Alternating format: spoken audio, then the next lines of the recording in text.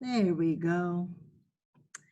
I hope you all can hear me. Let's see. I'm going to keep track of the participants that are coming in. So, first of all, again, welcome. Today we are going to talk about our reopening plan as it relates to the health and safety of our children and faculty and visitors. As with all things God, we will always start every day with a prayer. That's what we do at school, and that's what we do with our meetings. So, this prayer is a prayer for health and safety during the pandemic. So, if you would join me in the name of the Father, the Son, and the Holy Spirit. O Mary, you always shine on our path as a sign of salvation and of hope. We entrust ourselves to you. May we return to joy and to feasting after this time of trial. Help us, Mother of Divine Love, to conform to the will of the Father and to do as we are told by Jesus, who has taken upon himself our sufferings and carried our sorrows to lead us through the cross to the joy of the resurrection. Amen.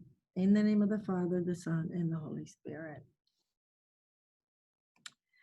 All right, our goals for this morning, my team and I's goals and objectives are we are going to share some expectations for managing our office businesses, visitors, volunteers, and wellness checks. We're going to share our plans and give you some expectations around arrivals and procedures. We're going to share some floor plans and designs. We will share the plans that we have for non-instructional procedurals such as classroom, lunchroom, restrooms, recess, and such. We're going to share information and plans related to cleaning, disinfecting, and our air quality and conditioning. We're also going to talk about some isolation protocols and how we will respond or plans to respond if someone has COVID symptoms or if there is a case of a positive COVID case and what happens then. And then at the end, one slide that will give you some information related to before and after care or extended care. Then we'll have some time for questions and answers. Yesterday, we talked a little bit about our mission to ensure that everyone has equal access via in-person or and virtual. But today, we're going to continue in the path of our mission. But I wanted to let you know that we are having a laser focused attitude on the health and safety of our children and our staff. And we will maintain, along with our mission, that laser focus on ensuring that while we're here, that we control the aspects that we can control and that we are in tune with those that we cannot. We know that this is a time of anxiety and nerves. Sending your kid to school or even going outside is a time of tension, and these are scary times. And believe me when I tell you, we too here at St. Bart are very nervous and cautious, but we are being problem solvers. We are not going to tell you it's going to be perfect, it's going to be fine. We're nervous too. We're human too, and because of that, we want to do what's right for everybody. Here, yesterday, we talked with the academic team that shared with us all of their academic plans. And today we're going to talk about, sorry, I had to let someone in. We're going to focus on our operations health and safety with our team. And part of that team are teachers and other staff members. Chris Butts, our middle school social studies teacher and coordinator of school compliance, he's part of the team. Mr. Jim Phillips, our maintenance and operations supervisor. Ms. Gigi Ibarra, our school administrative assistant and office manager. Mr. Wright, our coordinator of wellness, health and safety, and our CrossFit instructor. Mr. Tony Lopez, he comes from Office of Catholic Schools, and he's the director of operations. And as part of the operations health and safety team, we needed to include a parent. So we're very happy to have the parent club president and alumni and a parent, Andrea Chasky, who has also been part of those long, and many conversations. We're very happy to have her be part of our team. So if those of you who saw the presentation yesterday, you saw these numbers, and we felt it was necessary for you to see these numbers again, just to give you context of how many children, if these numbers don't change. The orange are the numbers of children that we are anticipating coming to school and being in person.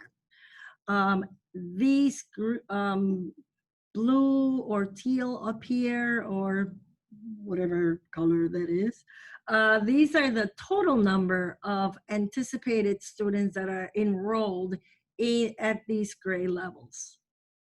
As I said yesterday, the blue over here are the number of children who currently are slotted for virtual learning. We know that as of yesterday, when some people received the information, we saw that some people changed. You know, based on the information, some of you made some changes because you needed to, because the information is what drives your decisions, and we're very comfortable with that. After this presentation, you may make some other considerations and make some other decisions. Again, we're perfectly fine. We're respectful of your decisions because you have to do what feels right for you and your family.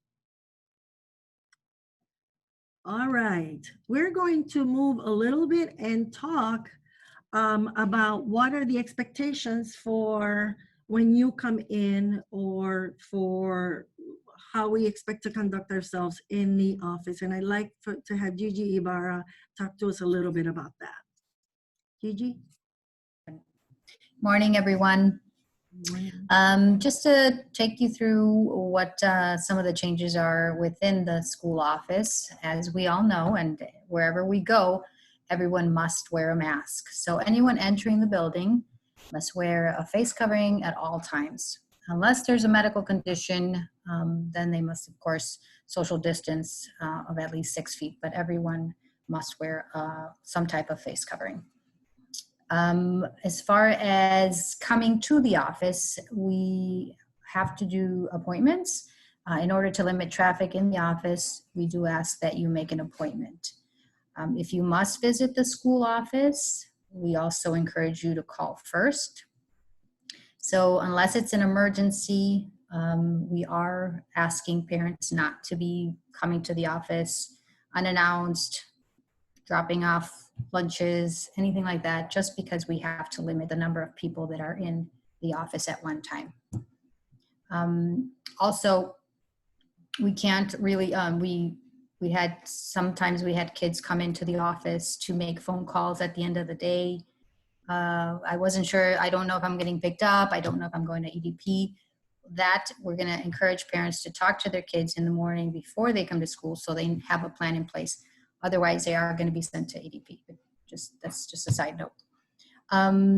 As far as barriers, we are following additional safety guidelines. We're installing barriers to limit traffic in the office, and all desks will have plexiglass screens.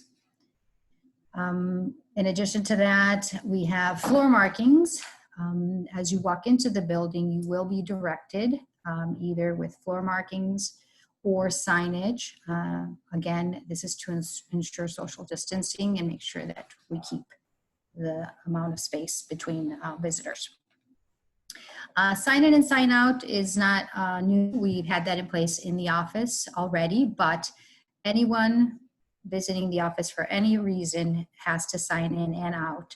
And this again is going to help us keep track of who visited the school in case we need to contact trace if necessary. So yeah, so that's my part. Thank you. Very good. Nicely done. Thanks.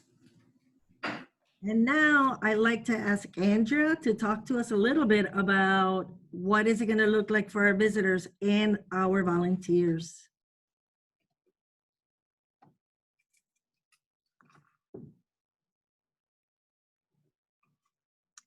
I know she's here. Andrea, maybe she's, Sorry. there you go. I figured you were trying to get unmuted. Good morning, everyone. So as far as visitors go, we are limiting visitors down to the school. Like Gigi said, if you need to come to the school for any reason, please contact the office and make an appointment to limit the traffic. Parents will not have access to any of the classrooms. If you're dropping your child off in the morning and your child can't carry something, we need to, sorry, we can't let you go up to the classroom with your child. You'll hear more about drop off and everything else in a little bit, but so just remember when your kids come to school, make sure that they can carry what they need to take to class. Volunteers this year, we're looking for longer periods of time because the volunteer hours are going to be for the arrival wellness checks, the hall monitors to make sure the kids go directly to their cohorts. During lunch, we'll have some volunteers that can deliver lunches safely to the classrooms. Meaning we're going to have somebody place them on a desk table outside of the classroom so they will not be in contact with that cohort. We will be looking for recess monitors that will be keeping an eye out in the playground if and when their kids are outside, cleaning up any equipment that the children may play with, the balls and whatnot. Each cohort will have their own set of equipment and toys for recess. And then we will also be looking for volunteers for dismissal and just kind of keeping things flowing in the right path. We really don't have any events planned right now until further notice, so we will keep you up to date with that information. We are asking for volunteers who can volunteer for any of these options that we just discussed to sign up for at least a 2-week minimum. You can go more if you would like, but we're looking for long-term just to kind of keep it safe and keep it with the same people for a period of time. Volunteers must be Virtus trained, and Virtus training can be done currently virtually. If you go to virtus.org, you can sign up for the training. And if you have any other questions, feel free to reach out to us and we can give you more information on any of this. And let's go. Let's start off the year. Yay, awesome. Thank you, Andrea. Thank you so much for that. All right, we're going to go ahead and move forward with what's happening with wellness checks. We already talked about this yesterday. You've seen this in the past slides, that we will take the child's temperature upon arrival. Any temperature over 100.0 degrees, the child will be sent home or will not be admitted into the building upon checking in the morning. The face masks or gaiters are expected by everybody. The masks will come off when the children are at recess or eating. We do ask parents to provide, excuse me, several masks in individual baggies. Masks that can be disposed of or that are reusable cloth masks. I know we sent yesterday Parent Club is doing, this is a commercial, Parent Club is doing a fundraiser with face masks that has the Crusader logo. I think they're adorable. But that's a side note, that's a commercial. You should have received, it was in the newsletter yesterday. And with everything, anytime children are in and out of the school or the classrooms, they will have to wash their hands or use hand sanitizers. One of the things that you will hear constantly is, how are you feeling? In terms of, are you feeling sick? Have you been coughing? Do you have a fever? But these are, it should not be new to the child when they come to school. Those should be morning routines prior to coming to school. Really the last thing we want is for this scenario to happen. We are all rushed in the morning, and I am sure we're not the only ones. Parents are rushed in the morning when you have one or multiple kids and you're trying to get out the door on time because you don't want to make it late to work. And if there is no backup plan for having a sick child in the car, and we tell you, sorry, your child has or it has more than 100.4, that's going to trickle a whole day of discomfort, because now you have to make alternative adjustments at the spot. We don't want that. So it's so much easier to check the temperature in the morning, and just make sure that they're at 100.0 or less than 100.0, so they are accepted or brought into school. I mean, some of my mornings could be crazy too. All right, so we're going to talk to you. Mr. Butts is going to talk to you about our morning drop-off and arrivals. He's got several slides that he's going to share with and give you a whole lot to see and think about. Mr. Butts? Hello, everyone. So again, like Nelma kind of alluded to, that there is a lot with this, uh, and I'll preface it with saying that we have thought through every sort of way that we could possibly do this. That makes keeping in mind keeping our kids safe, our teachers safe. It gives you a smoother morning routine. So even if you didn't check their temperature at home, or you did check their temperature home and it's kind of sketchy, but you still brought them, it still allows for a smooth transition where we're not taking that kid into the building, taking their temperature, and then we're trying to call you back to swing back around, pick up your sick kid.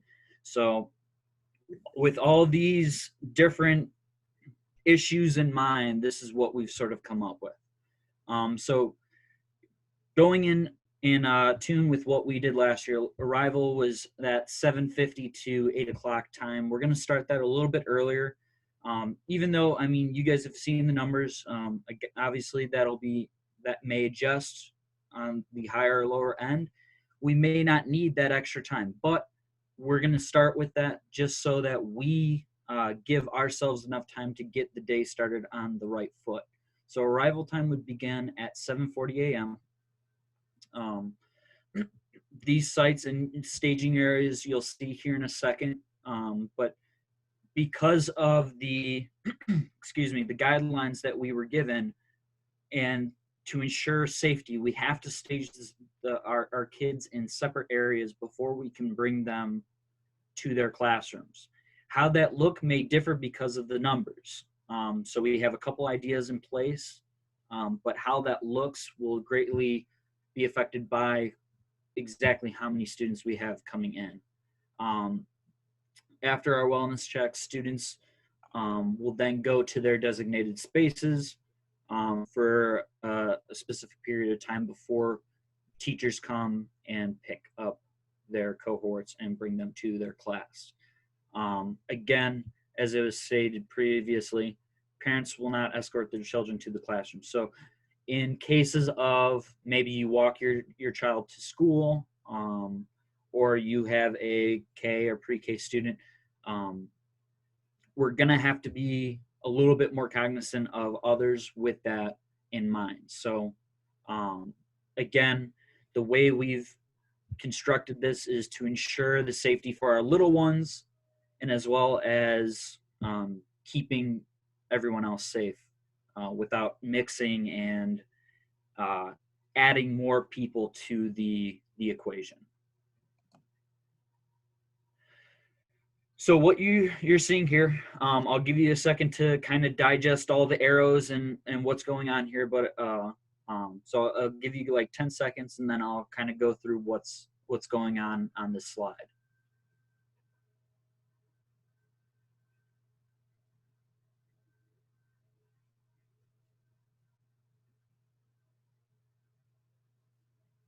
So first I'll explain what everything means before I start going through the process. So right now you're looking at our school parking lot.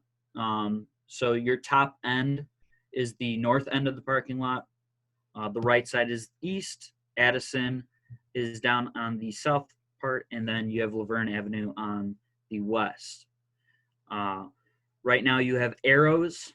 The arrows are signifying parent or teacher cars. So we have different paths for teachers, for parents, and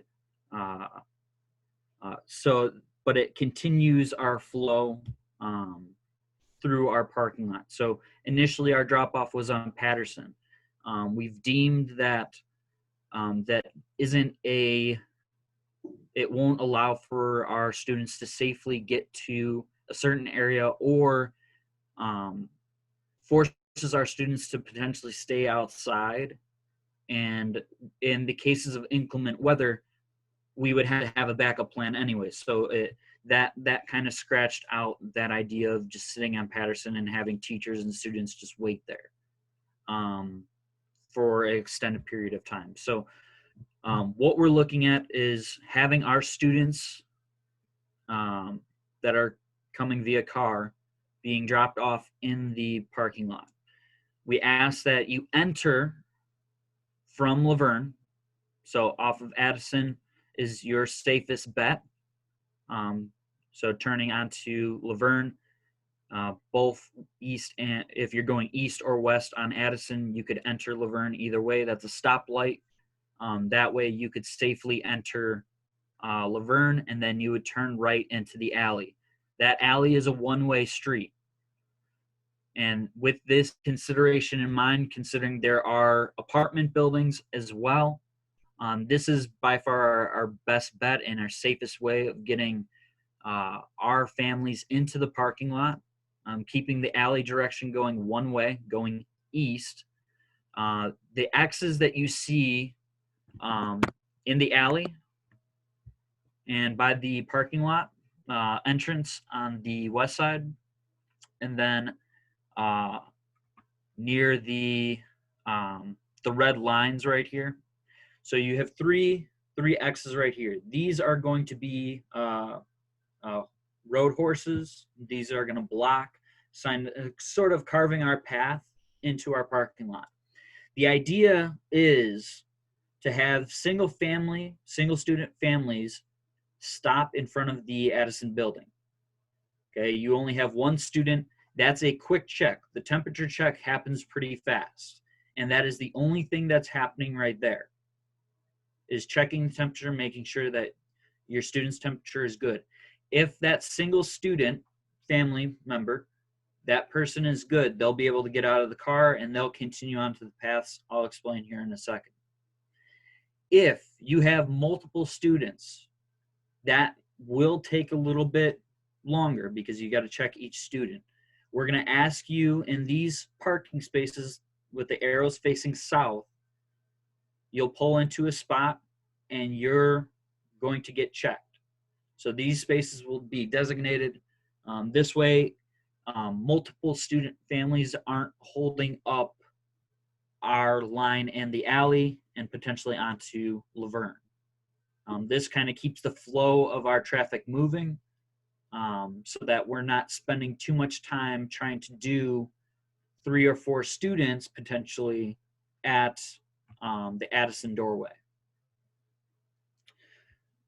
Then from there, if it's a single student family, they would continue on that northern path and then out of the parking lot. And if it's a multifamily, they would just continue on that southern path out of the parking lot. And it'll be said that you could only turn right onto Addison. We will have a volunteer there to help you get onto Addison. They will not stop traffic. They are not a traffic guard or crossing guard or anything like that. They are just there to help assisting you get back onto Addison.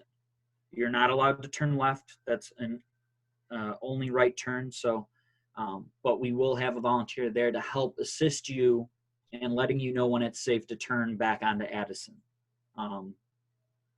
We will not let families continue through the alley. The only instance where we move the horse in the alley is if it's somebody without a student. It's just someone trying to get through, somebody that lives in the apartments, so that it keeps our traffic flow going one way. The horse is there for a reason, and why we don't want traffic to continue through the alley. This spot is where we're going to have our middle school students crossing and continuing over to the Patterson building. Our pre-K through 4 will enter Addison, and their cohort staging areas will be in the Addison building. So we do need this horse here for the students to safely get onto the sidewalk along the convent leading over to the Patterson building. And as far as the layout of why we did it this way, the parking lot spaces and stuff, we were keeping in mind of morning parishioners and our staff. Our staff typically parks in these spaces anyways. Those 3 northern spaces, usually nobody parks there. Usually it's Mr. Phillips that will park his van there. As of right now, we're not going to have anyone park there just because that is a walking path for our middle school students. So those 3 staff spots, as well as the parking spaces behind on the south end of the Patterson building, those spaces will not be used. That's just to ensure the safety of our middle school students, our 5th through 8th grade students, walking from the drop-off area to the Patterson building. The spaces with the X's, as well as the 8 spaces with the arrows, those obviously once our morning routine is over, those spaces will be open for our parishioners to park, so they have space, so they're not parking on the street or anywhere around the building. They could actually park in the parking lot. So the reasoning by the format is it's kind of twofold. It ensures safety for our students, our multiple student families, so they're able to cross right here in the middle of the lot and continue onto their path. So we don't have teachers parking in these spaces or families parking in these spaces. So we have a safe path for our students to walk to either the Addison or Patterson building. So if let's walk through it. So I have an 8th grader that I'm dropping off. I will drop them off at the Patterson or at the Addison doors. Their temperature is good, and they will get out, and they'll start walking towards the Patterson building along this path. Nelma, can you switch to the next slide, please? Mm-hmm.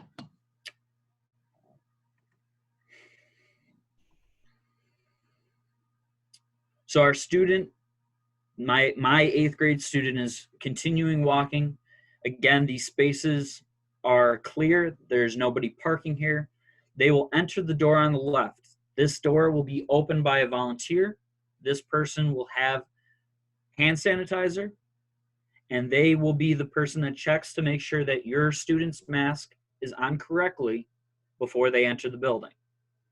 This way, the student is not touching the door.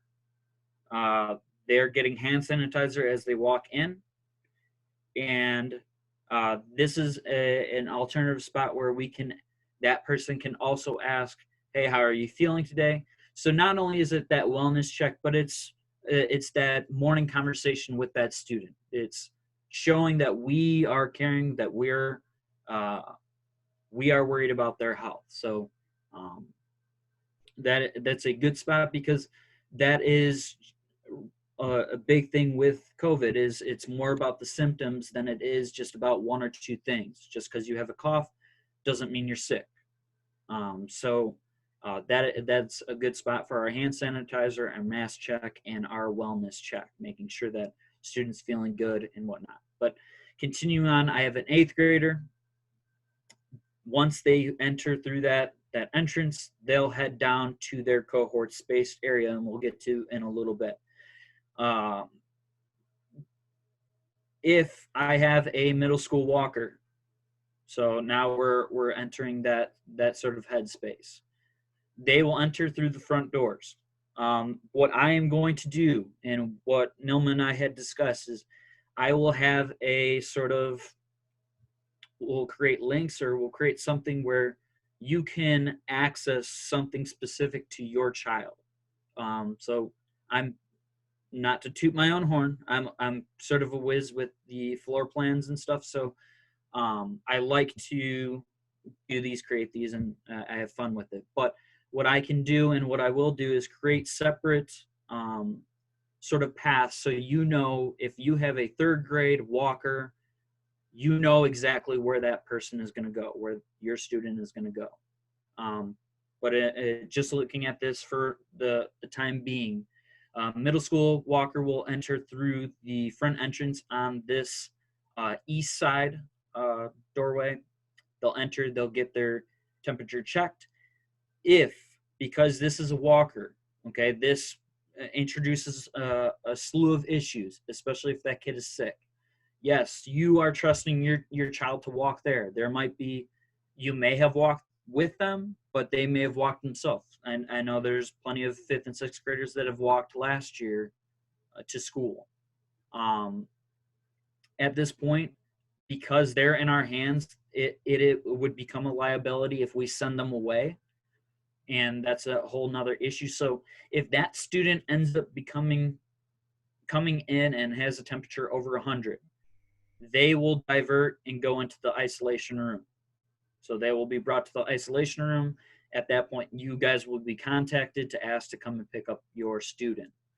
If they pass the temperature check, the mask is on, they have their hand sanitizer, they'll just continue down the path and then down the stairwell, down the south stairwell. If you have a primary walker, they will, and again, will have specific paths laid out, but they'll either come down the sidewalk over to the Addison building, or if they're coming from south of Addison, we would ask them to, 1, safely get across the street, but then 2, they would come up the sidewalk along Addison. Primary students will not enter, primary walkers will not enter the building. They'll enter the Addison building. Patterson building at the start of the day is just for our 5th through 8th grade cohort, because if they entered this building at this time, they don't have anybody supervising them, watching them. Their cohort organized space is in the Addison building. Eventually, when we start the day, the east corridor, the east entrance, that is where primary will enter, and it also serves as their exit at the end of the day. The middle school entrance and exit, middle school walker entrance, is at the north end, and the exit for all our middle school students is the front as well. And then just one additional thing to touch on is we have our parent and entrance and exit that Gigi was sort of talking about. We have the one door will be used for entrance. I have already taped spots and sort of sectioned this part of the hallway off so that you safely enter and exit the building. There are social distance spots set up, so when you enter the building, you know where to stand exactly. And then once you're done, you can exit safely as well. And then we can move on to the next.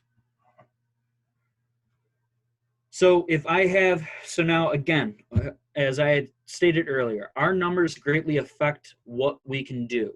The less numbers that we have in our in class, that greatly affects how, or the more students that we have, it greatly affects how and where we space our students. So this is initially how we had set it up, is keeping in mind of our full class sizes. As of right now, again, that could change, but as of right now, way our numbers look, we could potentially safely put all our primary grades downstairs with the exception of pre-K just going straight to their classroom. Again, this was set up with the full class numbers in mind and keeping our cohorts safe. The idea in the Kruger Hall, so in the basement of the Addison building, the west side of the cafeteria would be sectioned off and saved just for our pre-K students. As of right now, the total class number is 7, and we have 5 kids that are in learning. Realistically, they would only need that north end of that area. They wouldn't, 5 kids don't need that whole side of Kruger Hall. So this can optimize our volunteer usage, having our cohort areas, and potentially it creates a better space for our EDP kids. So again, where our numbers end up falling will greatly affect where our cohorts are safely staged at the start of the day before being picked up by their homeroom teacher and brought to their classroom. So this is sort of the idea right now, but if our class sizes are small enough and we can separate them by at least 30 feet, then potentially our cohorts may all wait in Kruger Hall before being picked up at the start of the day. Same thing with our Patterson building. So next slide, Noma, please. Initially, we would just have, if we had full class sizes, we would just have 7th and 8th grade in this area. The cap for a single room for a large gathering is 50 people. With our 8th grade and our 7th grade totaling around 45 students, the gym would just be used for those 2 groups to safely stage them. Again, as of right now, our numbers would, our 5th, 6th, 7th, and 8th grade numbers is 45 of in-person learning. So, but that could greatly change, and that's where we utilize these extra spaces that we have deemed, so on out in the hallway, near the bathrooms in the basement. These areas can also be used for our 5th and 6th graders if our population in the gymnasium gets too high. But as of right now, there's plenty of space in the gym to separate the cohorts by 30 feet and have students seated 3 to 6 feet away from each other in their little waiting spaces. So I can't say it enough. Our numbers will greatly affect on exactly how this looks. But as of right now, this is what this potentially looks like. And then last thing we have is our dismissal. Again, so as you saw with the arrival, our arrival gets pushed back. And the specifics of that we will detail.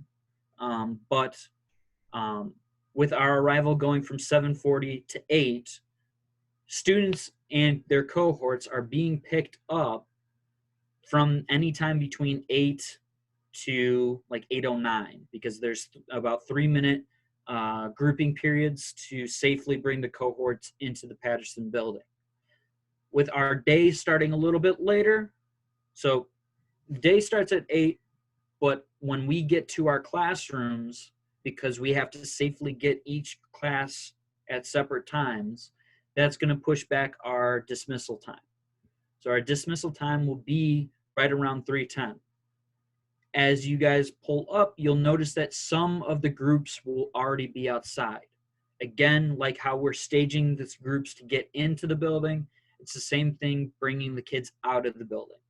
So if you have an 8th grader or a kindergartner that is one of the first groups that come out between that 3 to 3:05 time, we're asking, just as we usually do with our dismissal, just wait on Patterson. We're asking parents stay in their cars. Don't come out, because then you have the issue of cohorts crossing each other. The idea is that as you come along Patterson, you would just pick up your kids. If you have multiple kids, your kids as you go along. So if you have a 2nd and a 5th grader, you'll pick up your 2nd grader first, then your 5th grader. You have a kindergartner and an 8th grader, you'll pick up your kindergartner first, then your 8th grader. So dismissal looks the same. The only difference is teachers are now waiting outside with their group instead of inside in the lobby. If you have a walker, so somebody walks home, they take CTA, or they're going to EDP. And again, how EDP looks will determine when we have a solid number of who's in-person learning and who needs the EDP service. So how that looks will be more specific when we have a better number. But any walkers, EDP, CTA students, they will be the last ones to move. They will be brought with their cohort teacher to the back sidewalk along the church. This will ensure safe travel to Laverne up to Addison or over to the Addison building. So again, how that looks, because we've toyed around with the idea of EDP middle school being in the Patterson building and Addison, the pre-K through 4 being in the Addison building. So again, how it looks, that's kind of to be determined with our student populations. But I took the liberty of putting the kindergarten cohort at the end, so that at least allows kindergarten parents to not cross paths with anybody else and still pick up their kindergartner. Now, if you have multiple students, so you have a kindergartner and a 6th grader, I think maybe the safest idea with that would be, if you wanted to physically pick up your kid, you could pick up your kindergartner, bring them back to your car, then drive down Patterson and pick up your 6th grader or your 5th grader or wherever else your students are. This way, you're abiding to our path and our rules, so that cohorts are not crossing each other, and we're doing it in as safe as possible manner. Again, like we have on this slide, all classes will be socially distant at their designated areas on Patterson. So again, we have to keep them 30 feet away. How that exactly looks, again, depends on our student population numbers. So if a group has 20 kids, they're taking up more space, so it pushes that 30 feet marker on each side of them further away. But if it's only 5 students, that 30 feet shrinks. So how far along Patterson we're stationed is determined by our total number of students for each class. Thank you so much. That is a lot to process. Thank you. I hope everybody's able to see the monumental work that has gone in really thinking this through. And we're gonna try it all out. It sounds good on paper. We've given it some thought. We've been mindful about it. It's gonna take some trial and error, and this is where flexibility comes in. Let's move on. Thank you, Chris. Thank you, Mr. Butts. Let's move on to classroom. Again, if you have questions, write them down on the chat. You've seen some of this information already. You know the kids are going to stay within their cohorts and their homeroom teachers. They're not going to intermingle. Obviously, I hope you were able to see that in our floor plans. The classrooms have been decluttered, empty spaces, so allow for children to have more room for social distance. 4 to 6 feet, desks are faced forward. We talked yesterday about how we're not going to have children share their supplies, food, snacks, and any of that. And the teachers will be the ones doing the moving. We've been asked about CrossFit. Yes, classes will be held in the gym or when inside the gym or outside as much as possible. We are being mindful that we know children need exercise, and we know that children need to spread and um, exert some of that energy, but we are going to ensure that our children are doing low impact activities, so that way they're not exerting themselves. And when they are in gym or doing CrossFit, or they are outside, they are able to take their masks off. Lunch, as was mentioned, it's going to be held in the classrooms. Our wonderful volunteers will be bringing them in. They're going to have, their gloves. They're going to have their masks and all of that. We're going to eat in the classrooms and outside in some of the outside green spaces that we'll show you in a little bit. Delivered by the volunteers. Again, always washing and using hand sanitizing before and after lunch.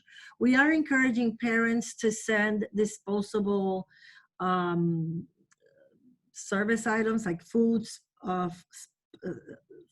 spoons and forks, or sporks, cups and things like that for lunch.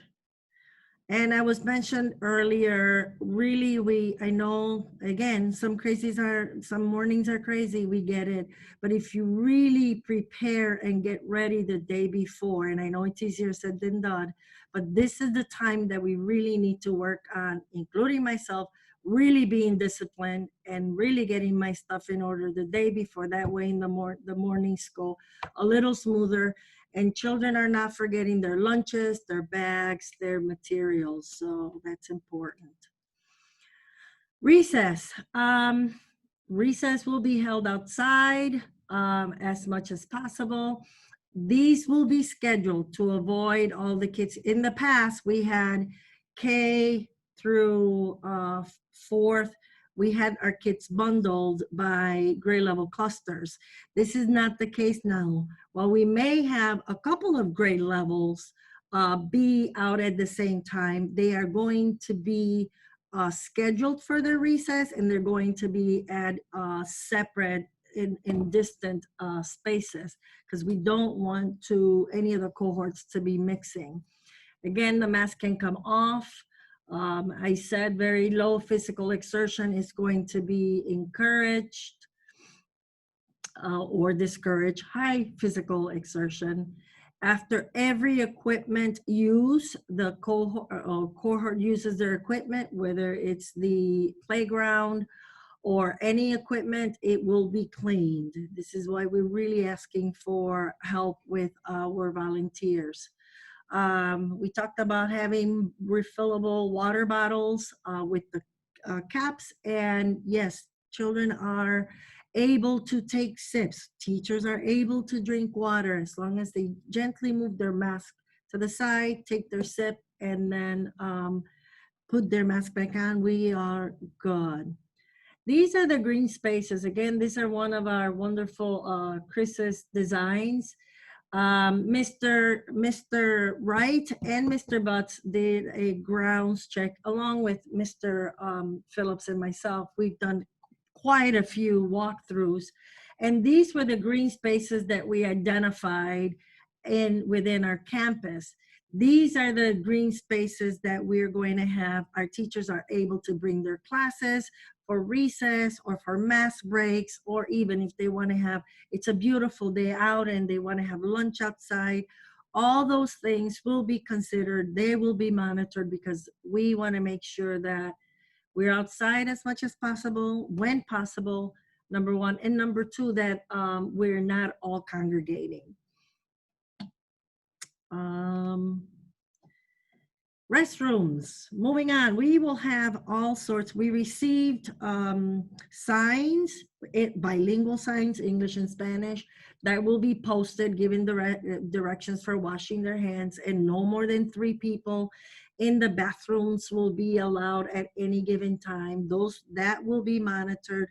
Bathroom time will be scheduled to ensure that cohorts are not mixing.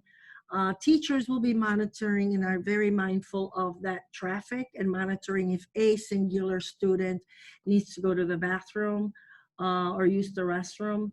And then in the bathrooms, we're going to tape off every other urinal or sink just to ensure that kids have their spaces. I'd like to ask Mr. Phillips, Jim, if you would talk to us a little bit about the plans for cleaning and disinfecting. Give him a minute to unmute.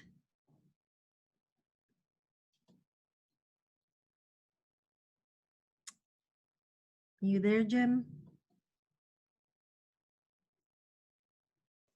There we go. Good afternoon, everybody. I'd like to start with we had a starter kit that was recommended by the Archdiocese that has a lot of the proper chemicals and disinfectants that they recommend to use, abiding by CDC guidelines and everything else. We have a cleaning company, a professional cleaning company that is currently using those same chemicals. There are gloves and masks and things that are being supplied to us in this starter kit. It pertains to anything from thermometers to gloves to masks to everything that may sanitizer, many bottles of sanitizer with pumps for each classroom. So we have a lot of supplies for that to protect everybody from those usual things that may be a problem.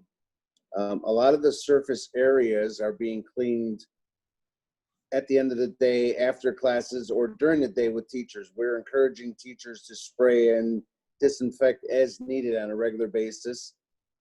So they are being cleaned multiple times. The cleaning company is in contact daily with the CDC and the Illinois Department of Public Health on their guidelines as they change as to what areas need to be maintained and taken care of. And they automatically put that protocol into their cleaning regimen to make sure that that's being addressed on a daily basis. So all the high touch areas are all definitely being cleaned. They're going through and sanitizing, disinfecting everything. They will also go through at the end of the week, and they will probably fog once or twice a week, regularly, depending on where we're at with that, but it will occur weekly. In other words, what happens is there's nobody around. They have a chemical that they put inside a fogger, very similar to like a bug fogger, and they spray this. It's very safe as long as you're not standing there breathing it. That's why I said when nobody's around. And it more or less covers and touches all of the places that you wouldn't think that may be touched or been able to be cleaned or sanitized. And they'll go through, like I said, and they'll just sanitize and touch on everything that needs to be cleaned, in addition to taking out garbage and vacuuming and, you know, wiping down plexiglass and doorknobs and sanitizing in the bathrooms and stuff like that.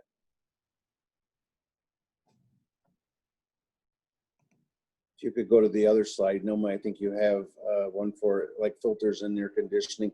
So, I mean, obviously what they want for us to do is to be able to mix with outside air. We don't want to be breathing all of the interior air.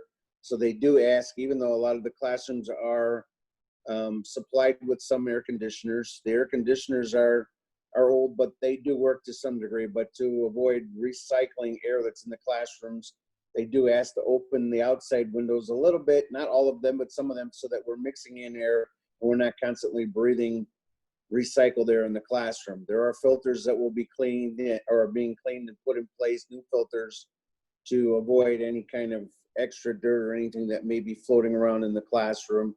And then in the event where it is something where we're not getting enough airflow, we will be using fans, but we can't necessarily blow the fans at the students' faces, obviously, because you're blowing the germs, but it'll be somewhere to get the airflow circulating around the room. Thank you for that. Sure. All right, let's talk about that bad word, that COVID word. This is a source of anxiety for many of us. Whether we go to the store or we go to the doctor's office or anywhere we go, we're always mindful that we have to really be careful and cautious. And it's no different here at school. I mean, just going to Jewel, I want to make sure that I'm not close to the person with their cart next to me. I am constantly thinking about this person in front of me or head and behind me, because I have those symptoms in the back of my head. So one of the things we want to make sure and that you are aware or that you are mindful of the COVID-19 symptoms, cough, fever, achy. And now with the information, as we get more information, anything could be COVID, right? Or anything doesn't necessarily have to be COVID.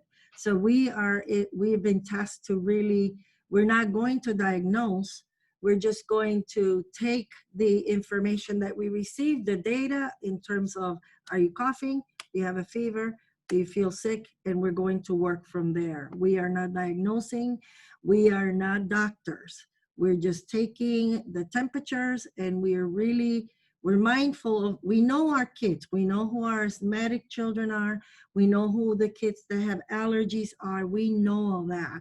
And if some things come up for some of our students, we really encourage you to let us know ahead of time, just so we're aware. And every time there's a little cough in the room, we're not panicking. We're very mindful and we're paying attention.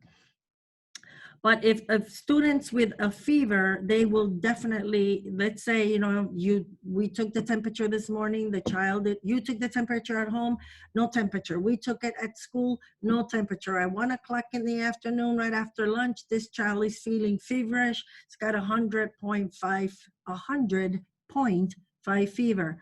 At that point, that child's going to be brought up to the isolation room that's right next to my office. We will be supervising that child. That child's not going to sit there alone. We will immediately contact the parent, so the parent can follow up with a doctor's appointment. A doctor must assess the symptoms and must identify whether it is COVID or not. And then upon a return to school, the child will need to bring a doctor's note. That is the same for employees and volunteers. If in the middle of the day someone's not feeling well, they need to go home, the same process follows them. Students will not be allowed to, students will be allowed to complete their work or submit their work virtually. And again, as the CDC guidelines change, we will be making adjustments, but we're working, the Arch and the schools are following those guidelines carefully. What if we have a positive COVID case? Any individual testing positive must immediately contact the school. You go to the doctor's office at 5 o'clock.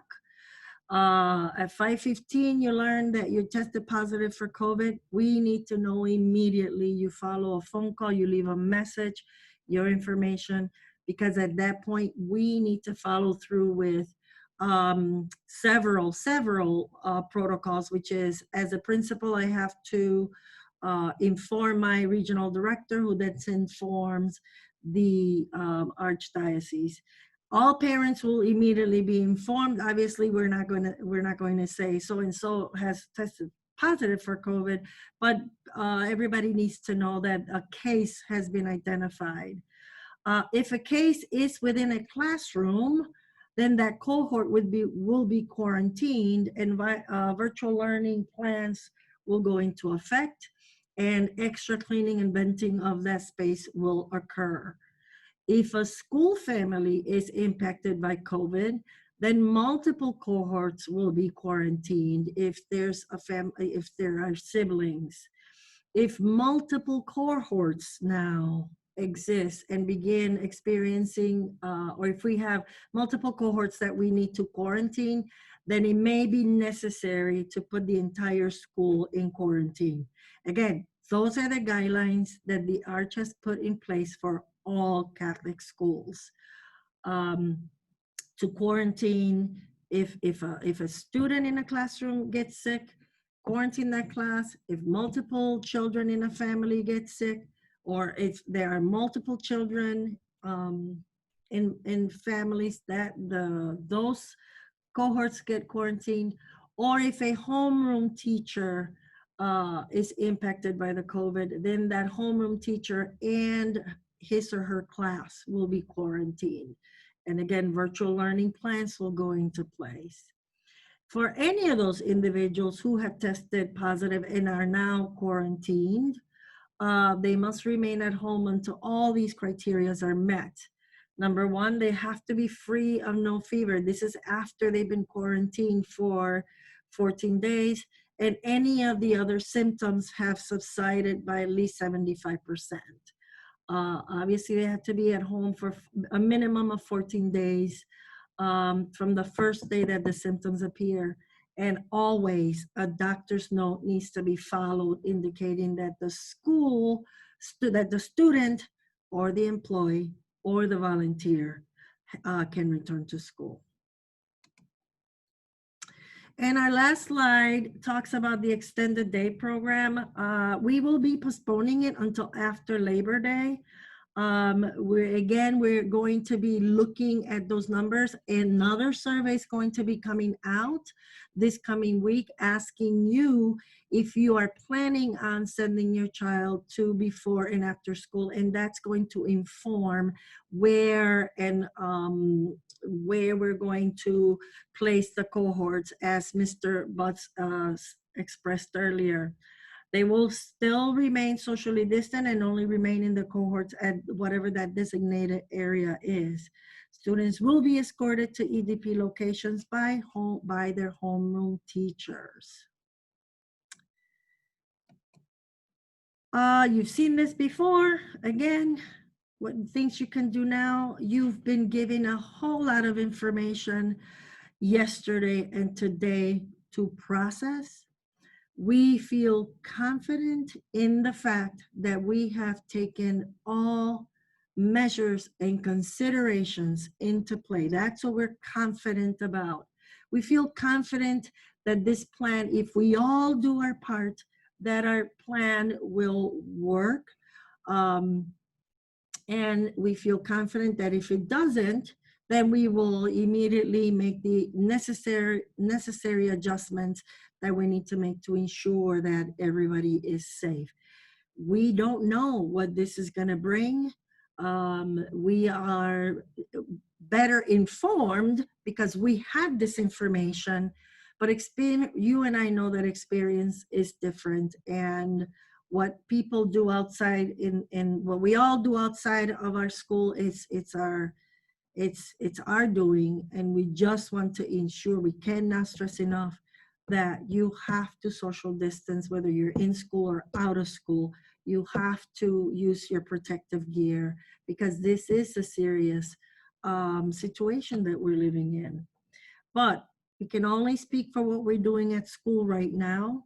And again, I feel confident in the work that both the academic team and the academic, social, emotional, and the operations, health, and safety team, these people have met hours and hours and countless of hours and days to ensure that we get this right, because this is what we have to do. We've been told we need to open up schools, and that's what we're doing. That we cannot control, but how we do those things is what we can control to the best of our ability. And I really hope that you're able to see that. With that, I will be more than happy to see the chats and see the questions that have been posed. That way. So the students in pre-K through fourth grade will have their classrooms in the Addison building, and 5th through 8th in Patterson, correct? Yes, that is correct for entrance, or just for morning to get into cohorts. Yes, just morning to get into cohorts. You got it. You got it. Is there going to be someone to assist the kids to get to the Patterson building, i.e. for kindergarten kids? So I was going to say yes. The primary teachers will pick up their classes. Teachers will get there at 8 a.m. But like I had stated, each group will have a specific time when they move over to the Patterson building. So then, especially kindergarten, you have not only Miss Marchant, but you also have Miss Laura Skippa as well. So yes, the primary students will be brought from Addison to Patterson with their primary teacher. All right. Thanks, Mr. Butts, for the detailed schematics. Yes, we're very grateful. We're happy that he's our teacher, but you know, if he ever decides to be a something else, he can do floor plans, but you can do it with us. Okay, so another one says, I missed the procedure for pick up by someone who is walking to get their child. Can you please go over that again?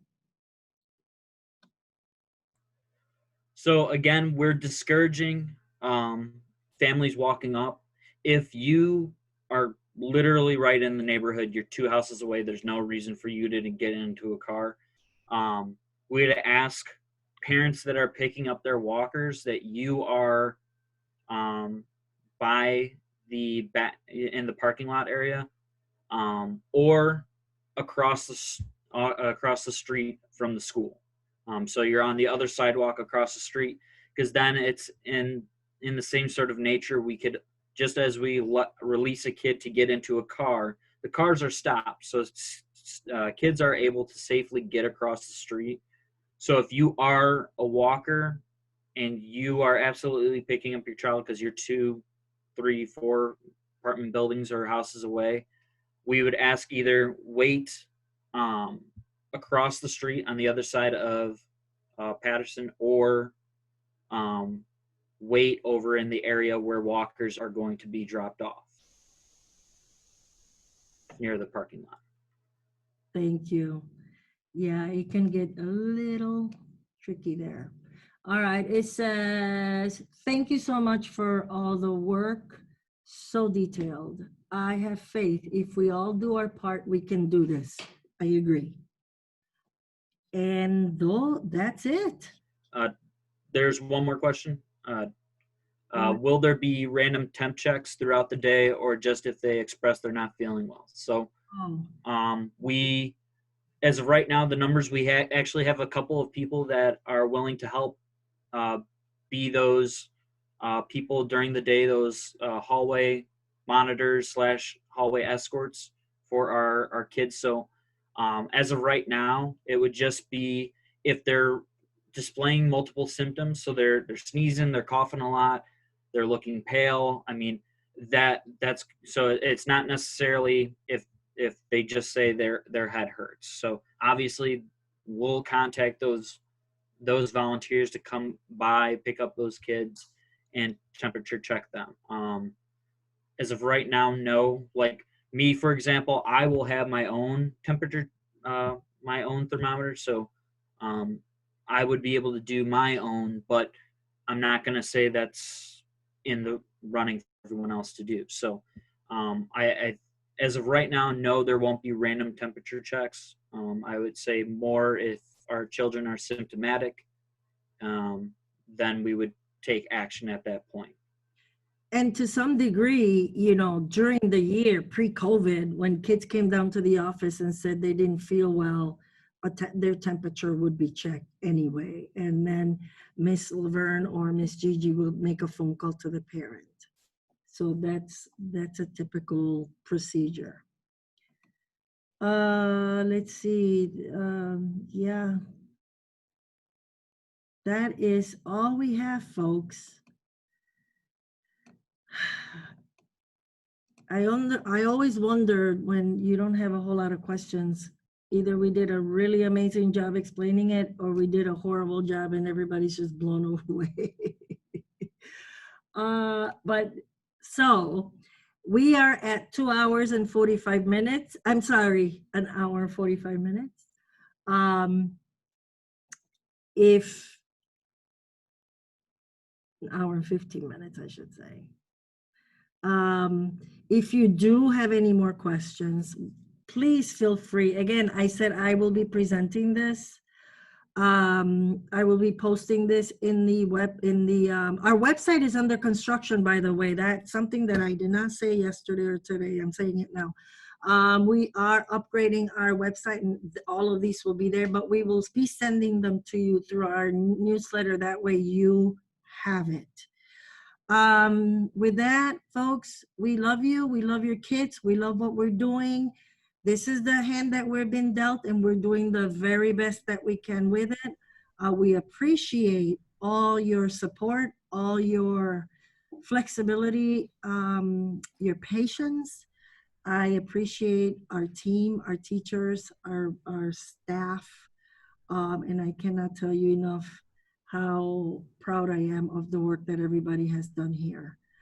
But I if you have can, any questions, if I can just add one more reminder, we did send information last night on the newsletter about the volunteer training, which is going to happen Monday evening or afternoon.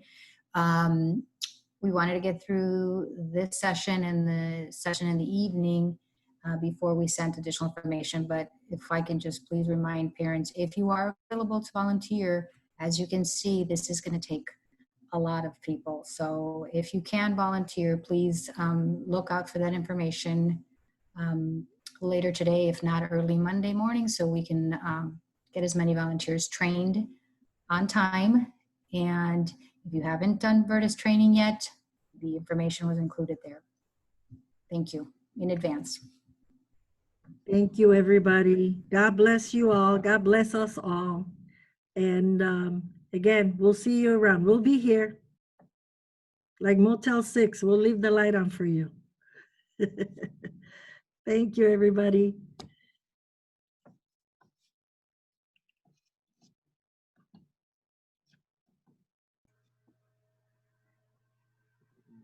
Ingrid's still here.